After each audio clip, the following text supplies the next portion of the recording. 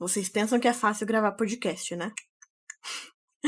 Não é fácil, não. Eu literalmente voltei pro armário. Pois é, eu tô aqui gravando dentro do guarda-roupa mais uma vez.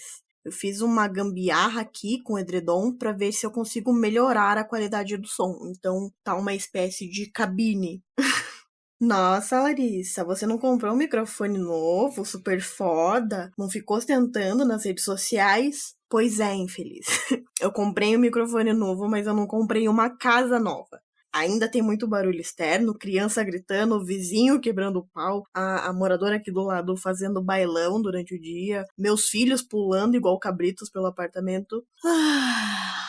Tudo bem, Larissa, eu perdoo o áudio, não tá tão ruim assim, mas você tá lançando episódios a cada 15 dias. É isso mesmo, produção? É isso mesmo. A mamacita aqui gosta de pensar muito bem no conteúdo que vai levar até vocês. Eu não gosto de fazer algo só por fazer. Então, pelo menos por enquanto, os episódios sairão a cada 15 dias, mas eu prometo que continuaremos com assuntos de muitíssima importância, tudo bem? Além disso, você pode acompanhar as nossas redes sociais que rolam bastante conteúdos com mais frequência. Vamos recomeçar?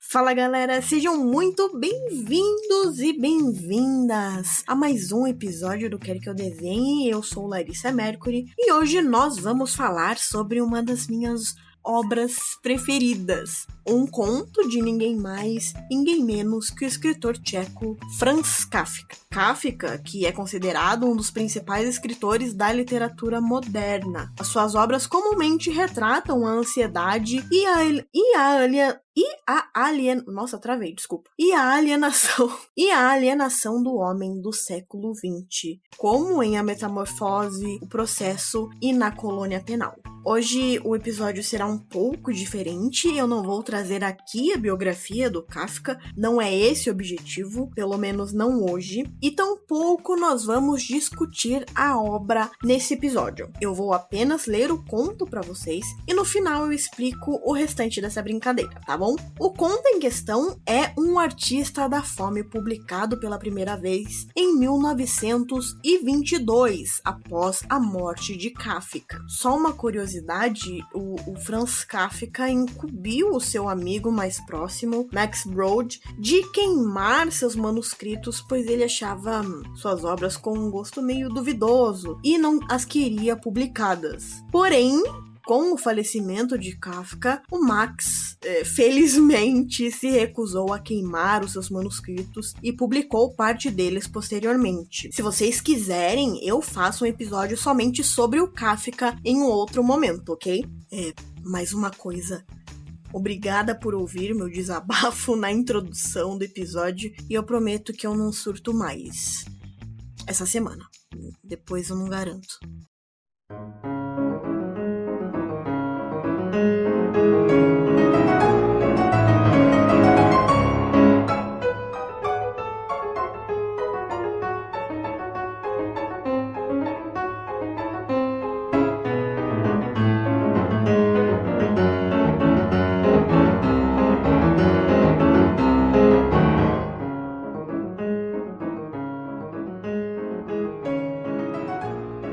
Nas últimas décadas, o interesse pelo artista da fome diminuiu bastante. Se antes compensava promover, por conta própria, grandes apresentações desse gênero, hoje isso é completamente impossível. Os tempos eram outros. Antigamente, toda a cidade se ocupava com os artistas da fome. A participação aumentava a cada dia de jejum. Todo mundo queria ver o jejuador no mínimo uma vez por dia. Nos últimos, havia espectadores que ficavam sentados dias inteiros diante da pequena jaula. Também à noite, se faziam visitas cujo efeito era intensificado pela luz das tochas. Nos dias de bom tempo, a jaula era levada ao ar livre e o artista mostrado especialmente às crianças. Embora para os adultos ele não passasse de um divertimento no qual tomavam parte por causa da moda, as crianças olhavam com assombro, de boca aberta, uma segurando a tomando a outra por insegurança. Aquele homem pálido, de malha escura, as costelas extremamente salientes, que desdenhava até uma cadeira para ficar sentado sobre a palha espalhada no chão. Ora ele acenava polidamente com a cabeça, ora respondia com um sorriso forçado às perguntas, esticando o braço pelas grades para que apalpassem sua magreza e mergulhando outra vez dentro de si mesmo, sem se importar com ninguém, nem mesmo com a batida do relógio.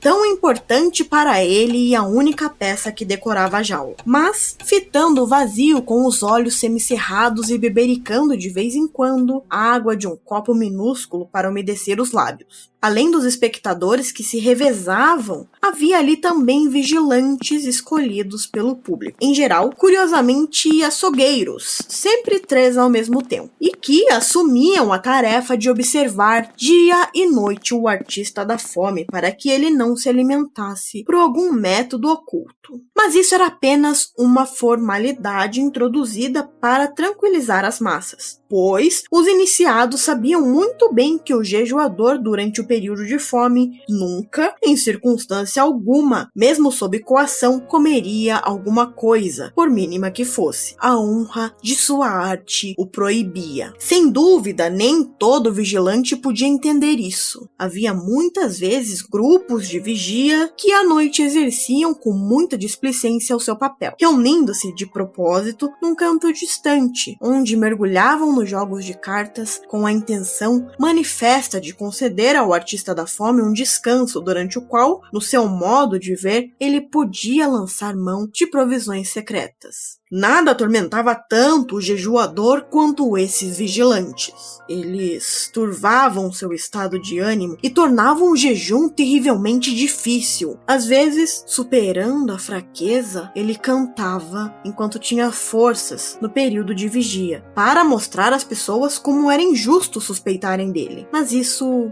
pouco ajudava, porque então eles se admiravam da sua destreza para comer até cantando. Para ele, eram muito preferíveis os vigilantes que se sentavam bem junto às grades. Não se contentavam com a fosca iluminação noturna da sala e faziam incidir sobre o jejuador os raios de lanternas elétricas de bolso que o empresário punha à sua disposição. A luz crua não o incomodava de modo algum. Embora não pudesse dormir, sempre cochilava um pouco com qualquer luminosidade e, a qualquer hora, mesmo na sala superlotada e barulhenta. Com esses vigilantes, estava sempre pronto a passar a noite toda em claro, a trocar gracejos com eles, contar-lhes histórias de sua vida errante e depois escutar a deles. Tudo para mantê-los despertos, para poder provar-lhes que não tinha nada comestível na jaula e que jejuava como nenhum deles seria capaz. Mas era de manhã que ficava mais feliz do que nunca, pois então, por sua conta, era servido aos vigilantes um café da manhã suculento, ao qual eles se atiravam com apetite de homens sadios depois de uma noite de trabalhosa vigia. Na realidade, não faltavam pessoas que queriam ver nessa refeição uma influência indevida sobre os vigilantes. Mas isso era ir longe demais, e quando perguntavam a eles se porventura queriam assumir a vigilância noturna em nome da causa e sem o café da manhã, elas torciam a cara e conservavam suas suspeitas. Isso, no entanto, já fazia parte das suspeitas inerentes à profissão do artista da fome. Ninguém estava em condições de passar todos os dias e noites ininterruptamente a seu lado como vigilante. Portanto, ninguém era capaz de saber, por observação pessoal, se o jejum fora realmente mantido sem falhas e interrupção. Só o artista podia saber isso e ser o espectador totalmente satisfeito do próprio jejum. Entretanto, ele nunca estava satisfeito por outro motivo. Talvez não fosse em virtude do jejum que estivesse tão magro, a tal ponto que muitos, lamentando-se por causa disso, tinham que se afastar das apresentações porque não conseguiam suportar aquela visão, mas sim em virtude da insatisfação consigo mesmo, e que só ele sabia, só ele e nenhum outro iniciado, como era fácil de jejuar. Era a coisa mais fácil do mundo. Ele não o cultuava, mas não acreditava acreditavam nele. No melhor dos casos, consideravam-no modesto. No geral, porém, um faroleiro ou simples farsantes, para quem o jejum era fácil porque ele conhecia a maneira de torná-lo fácil e ainda por cima tinha o topete de admitir só pela metade. Ele era obrigado a admitir tudo isso, mas no correr dos anos se acostumou. No entanto, a insatisfação o roía por dentro e nenhuma única vez, depois de qualquer período de fome, tinham de conceder-lhe esse crédito, deixar espontaneamente a jaula. O empresário havia fixado em 40 dias o prazo máximo de jejum. Acima disso, ele nunca deixava jejuar nem nas grandes cidades do mundo. E isso por um bom motivo. A experiência mostrava que durante 40 dias era possível espicaçar o interesse de uma cidade através de uma propaganda ativa gradativamente. Mas depois disso, o público falhava e se podia verificar uma redução substancial da assistência. Naturalmente, existiam neste ponto pequenas diferenças segundo as cidades e os países, mas como regra, 40 dias eram o período máximo. Sendo assim, no 40º dia eram abertas as portas da jaula coroada de flores. Uma plateia entusiasmada enchia o anfiteatro. Uma banda militar tocava e 2 médicos entravam na jaula para proceder às medições necessárias no artista da fome. Os resultados eram anunciados à sala por um megafone e finalmente 2 moças, felizes por terem sido sorteadas, ajudavam o jejuador a sair da jaula, descendo com ele alguns degraus de escada e uma mesinha onde estava servida uma refeição de doente cuidadosamente selecionada. E neste momento, o artista da fome sempre resistia. Na verdade, colocava voluntariamente os braços ossudos nas mãos das jovens que se curvavam sobre ele, mas não queria se levantar. Por que parar justamente agora? Depois de 40 dias, ele poderia aguentar ainda muito tempo, um tempo ilimitado. Por que suspender agora, quando estava no melhor? Isto é, ainda não estava no melhor do jejum? Por que queriam privá-lo da glória de continuar sem comer, de se tornar não só o maior jejuador de todos os tempos, coisa que provavelmente já era, mas também de superar a si mesmo até o inconcebível, uma vez que não sentia limites para sua capacidade de passar fome? Por que essa multidão que finge admirá-lo tanto tinha tão pouca paciência com ele? Se ele aguentava continuar jejuando, por que ela não suportava isso? Além do mais, ele estava cansado, bem assentado sobre a palha e devia endireitar o corpo todo e caminhar até a comida. Só de pensar sentia náuseas, cuja exteriorização, porém, ele reprimia a custo só em consideração às damas. E erguia a vista para os olhos das moças, na aparência tão amáveis, mas na verdade tão cruéis, e balançava a cabeça excessivamente pesada sobre o pescoço fraco. Mas então acontecia o mesmo de sempre. O empresário chegava e, sem dizer uma palavra, a música tornava qualquer discurso impossível.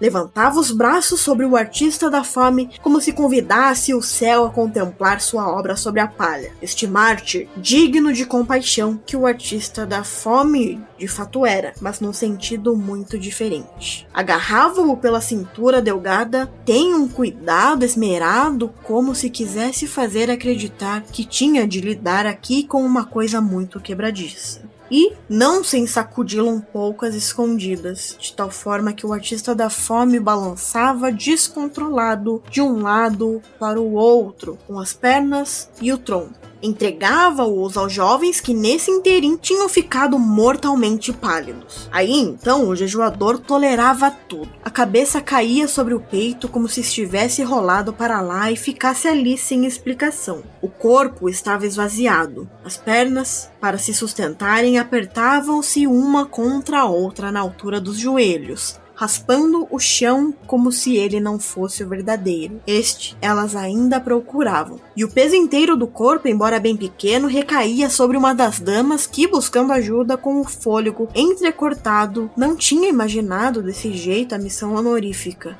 Esticava o mais que podia o pescoço para livrar-se, pelo menos o rosto, do contato com o artista da fome. Mas depois, como não o conseguisse, a companheira, mais feliz que ela, não ia em seu socorro, contentando-se em transportar trêmula a mão do jejuador. Esse pequeno feixe de ossos sobre o riso delicado da sala rompia no choro e precisava ser substituída por um criado há muito tempo preparado para isso. Em seguida vinha a refeição, na qual o empresário fazia o artista da fome engolir alguma coisa durante um semissono de desmaio e em meio a uma conversa divertida que devia desviar a atenção do estado do artista. Depois era erguido um brinde ao público, supostamente soprado pelo jejuador ao empresário. A orquestra reforçava tudo como uma grande fanfarra. As pessoas se dispersavam e ninguém mais tinha o direito de ficar insatisfeito com o acontecimento. Ninguém, a não ser o artista da fome. Só ele, sempre.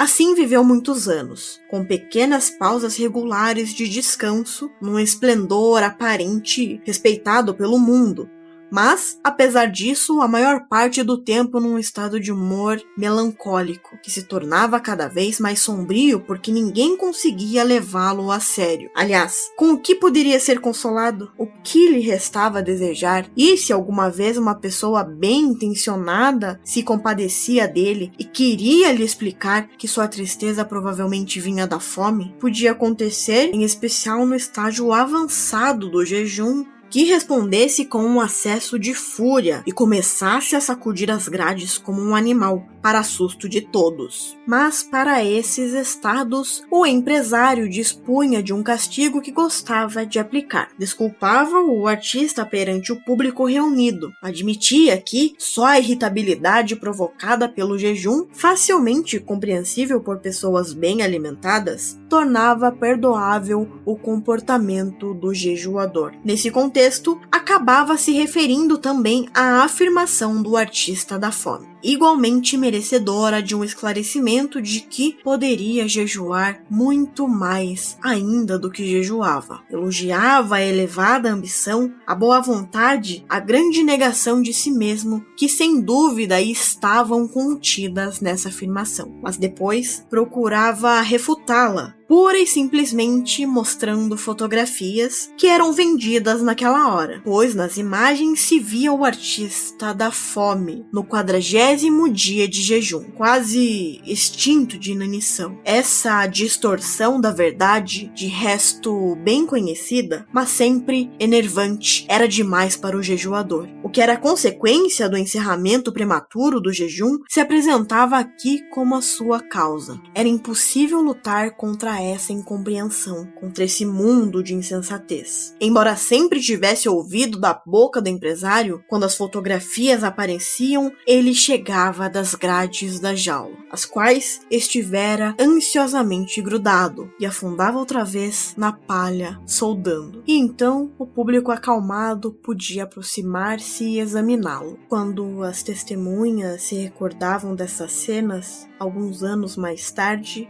muitas vezes não compreendiam a si mesma, pois nesse meio tempo interveio a virada já referida. Isso aconteceu quase de repente. Devia haver motivos mais profundos, mas quem iria se preocupar em descobri-los? Seja como for, o mimado artista da fome se viu um dia abandonado pela multidão, a vida de diversão que preferia fluir a outros espetáculos. O empresário percorreu novamente com ele meia Europa para ver se aqui e ali não se reencontrava um antigo interesse. Tudo inútil. Como se fosse por um acordo secreto, em toda parte havia se estabelecido uma repulsa contra o espetáculo da fome. É evidente que na realidade isso não poderia ter sucedido de repente e recordava-se agora, com atraso, de muitos presságios que na época da embriaguez do triunfo não tinham sido suficientemente respeitados, nem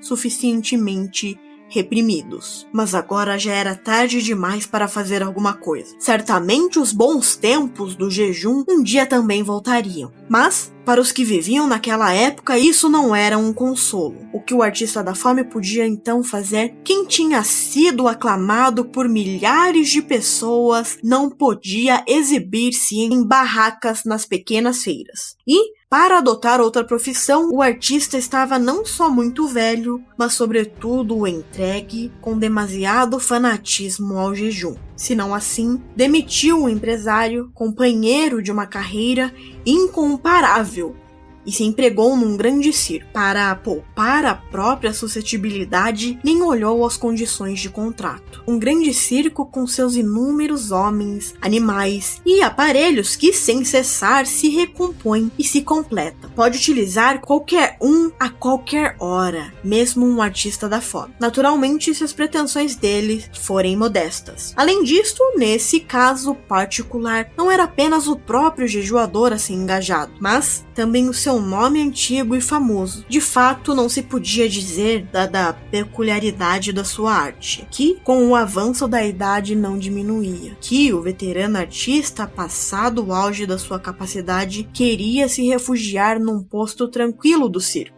Pelo contrário, o artista da fome garantia que jejuava tão bem quanto antes. O que era perfeitamente digno de fé, afirmavam até que se o deixassem fazer sua vontade, e isso lhe prometeram logo, desta vez ia encher o mundo de justificado espanto. Uma declaração, contudo, que só provocou um sorriso nos especialistas, ciente do espírito da época que, no seu zelo, o artista da fome facilmente esquecia. Mas no fundo, o jejuador também não deixou de perceber as condições reais, e considerou natural que ele não fosse colocado com sua jaula, como um número de destaque no centro do picadeiro, mas sim fora, num lugar, aliás, bastante acessível, situado perto dos estábulos. Cartazes grandes e coloridos emolduravam a jaula e anunciavam o que podia ser visto nela. Quando o público, nos intervalos do espetáculo, se comprimia junto às estrebárias para visitar os animais, era quase inevitável que se passassem diante do artista da fome e parassem um pouco. Talvez permanecessem ali por mais tempo se a multidão que vinha atrás, sem entender aquela parada no meio do caminho aos estábulos, não tornasse impossível uma observação mais prolongada e tranquila. Esse também era o motivo pelo qual o jejuador tremia ao pensar naquelas horas de visita, que ele, naturalmente, desejava como meta de sua vida. Nos primeiros tempos, mal podia esperar os intervalos entre as apresentações. Encantado, dirigia o olhar para a multidão que se aproximava, até que logo, nem mesmo o auto-engano mais pertinaz e quase consciente resistia às experiências. Se convenceu de que o objetivo daquelas pessoas era sempre, sem exceção, visitar os estábulos. O mais belo continuava, senão, essa visão à distância, pois assim que os visitantes se aproximavam dele, ensurdeciam-no os gritos e xingamentos dos dois partidos que sem cessar se formavam. O daqueles que queriam vê-lo confortavelmente tornou-se em breve o mais penoso para o artista da fome, não por compreensão, mas por capricho e teimosia, e o daqueles que queriam ir diretamente às estribárias. Passada a grande turba, chegavam os retardatários, os mesmos estes, a quem nada mais impedia de ficar ali quanto tempo quisessem, apertavam o passo e iam direto, quase sem olhar para o lado, a fim de chegar em tempo de ver os animais. E não era um caso muito frequente que um pai de família viesse com seus filhos, apontasse o dedo para o jejuador, explicasse em detalhe do que se tratava, contasse coisas de anos passados, quando presenciara apresentações semelhantes, mas incomparavelmente mais grandiosas.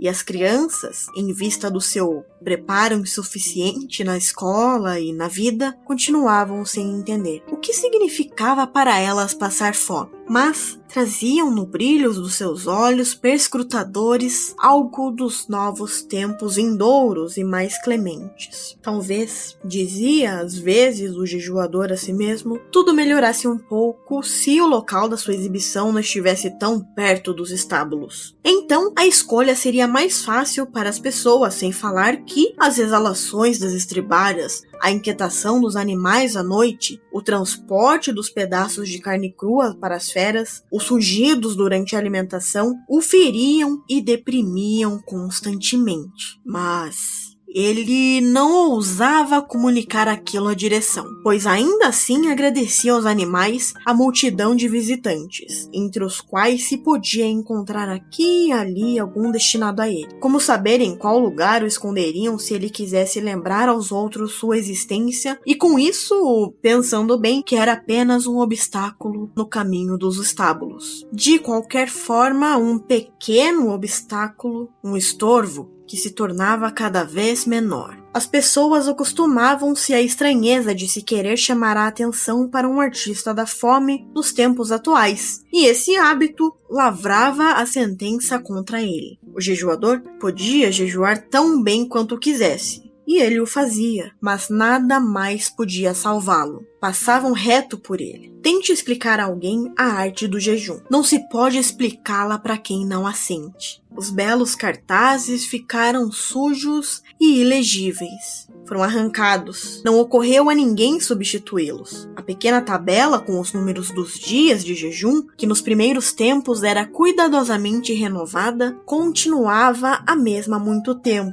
Pois, após as primeiras semanas, os próprios funcionários não quiseram mais se dar nem a este pequeno trabalho. Assim, o artista da fome continuou jejuando como um dia sonhara. E isso não representava nenhum grande esforço para ele, tal como havia previsto. Mas ninguém contava os dias. Ninguém, nem mesmo o jejuador, conhecia a extensão do seu desempenho e seu coração ficou pesado. E quando certa vez, nesse tempo, um ocioso se deteve diante da jaula, escarneceu da velha cifra na tabela e falou de embuste. Essa foi a sua maneira, a mais estúpida mentira que a indiferença e a maldade inata puderam inventar, já que não era o artista da fome quem cometia a fraude. Ele trabalhava honestamente, mas sim o mundo que o fraudava dos seus méritos. Passaram-se ainda muitos dias e até isso chegou ao fim. Certa vez, um inspetor notou a jaula e perguntou aos seus serventes por que deixaram sem uso aquela peça perfeitamente aproveitável com palha apodrecida dentro. Ninguém sabia. Até que um deles, com a ajuda da tabuleta, se lembrou do artista da fome. Levantaram a palha com ancinhos e encontraram nela o jejuador. Você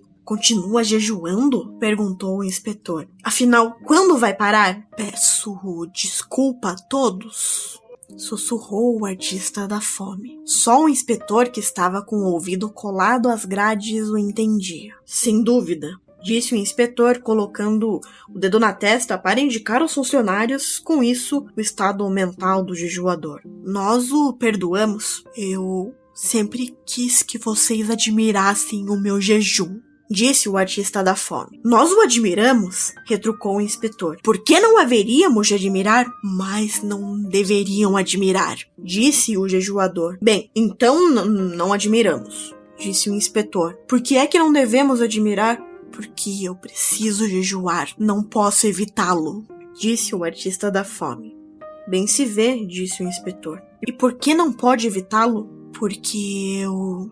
disse o jejuador, levantando um pouco a cabecinha e falando dentro da orelha do inspetor, com os lábios em ponta, como se fosse um beijo, para que nada se perdesse, que eu não pude encontrar o alimento que me agrada. Se eu tivesse encontrado, pode acreditar, não teria feito nenhum alarde e me empanturrado como você e todo mundo. Estas foram suas últimas palavras. Mas nos seus olhos embaciados persistia a convicção firme, embora não mais orgulhosa, de que continuava jejuando.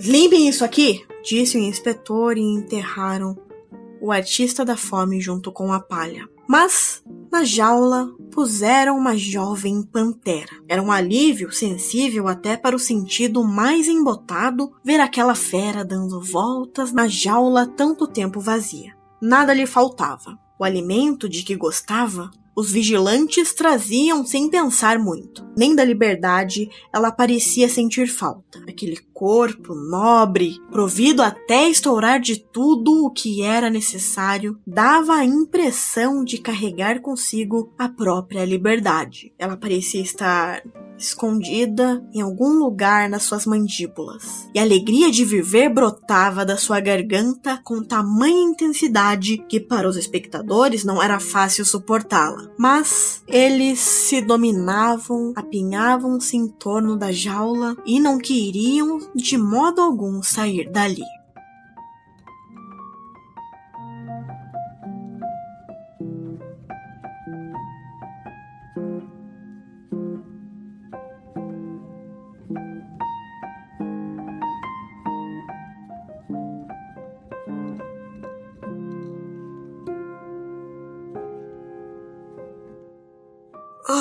Que texto, né, galera? Que texto! Esse foi o conto do Artista da Fome, de Franz Kafka. Eu disponibilizarei o PDF do mesmo no site do Quer Que Eu Desenhe. Esse foi mais um episódio do Quer Que Eu Desenhe. Espero que vocês tenham gostado da leitura. No dia 13 de março, às 8 horas da noite, eu farei uma live no Instagram para discutirmos em conjunto sobre o Artista da Fome.